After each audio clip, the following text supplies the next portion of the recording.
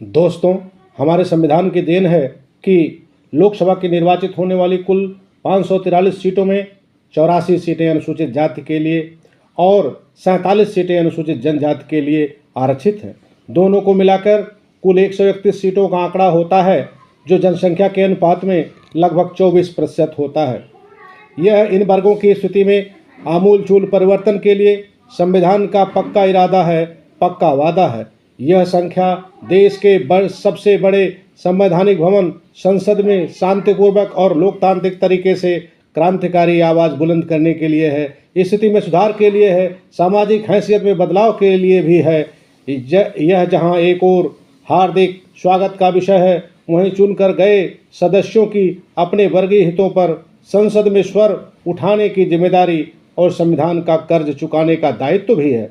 एक सांसद का कार्य नेतागिरी होनी चाहिए, न कि इसके बजाय इसे नौकरी के रूप में चलाना। इसी के साथ संसद में, विधानसभाओं में और देश में भी एक और नई बहस होनी चाहिए, ताकि ऐसी एक और भी संवैधानिक व्यवस्था बने कि लोकसभा की निर्वाचित होने वाली कुल 543 सीटों में से ओबीसी के लिए कम से कम 250 सीटें अर्थात लगभग 50% सीटें सुरक्षित होनी चाहिए। याद दिला दूं कि मंडल आयोग के सर्वे पर आधारित ओबीसी की जनसंख्या 52% है, तो इतने बड़े ओबीसी वर्ग के लिए क्या 250 सीटें सुरक्षित नहीं होनी चाहिए? इसी प्रकार ऐसी ही संवैधानिक व्यवस्था राज्यों की स्थिति के अनुसार देश की सभी विधानसभाओं में भी होनी चाहिए। यदि आप सहमत हैं तो इसे लाइक करना, वायरल करना मत भूलें, क्योंकि संसद में इसकी आवाज़ सुनाई पड़नी चाहिए, क्योंकि यह राजनीतिक न्याय के लिए प्रथम सोपान कानून बनाने वाली विधायिका में उचित प्रतिनिधित्व सुनिश्चित किए जाने का मामला है।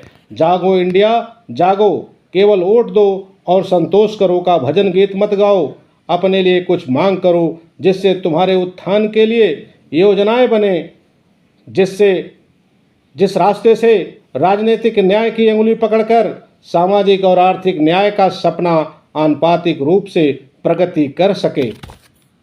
इसीलिए जात जनगणना की मांग उठी है, जो कि पूरा होना चाहिए।